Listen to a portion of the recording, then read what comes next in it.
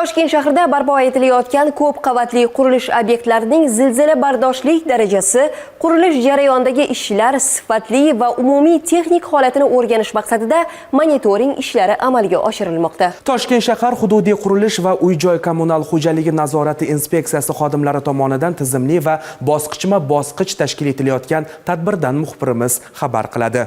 Bugun mamlakatimizning ko'plab hududlarida qurilish ishlari olib borilyapti. Qayerga qaramay yangi ko'p qavatli uylar qurilayotganini ko'ramiz. Chiroyli va baland binolar qurilgani yaxshi, ammo eng muhim masala ularning mustahkamligi va sifatida. Yashnobod tumanida qurilayotgan shunday obyektlardan biri ko'zdan kechirildi. O'rganishlar natijasida esa ayrim kamchiliklar topildi. Xususan, armatura karkas to'qish ishlari belgilangan norma va qoidalarga rioya etilmagan holda bajarilgani, shuningdek foydalanilayotgan armatura mahsulotlari zanglagan holatda ekani aniqlangan. Mazkur qoidabuzarliklarni bartaraf qilish bo'yicha bajarilishi majburiy bo'lgan yozma ko'rsatmalar berildi hamda ijrosi nazoratga olindi.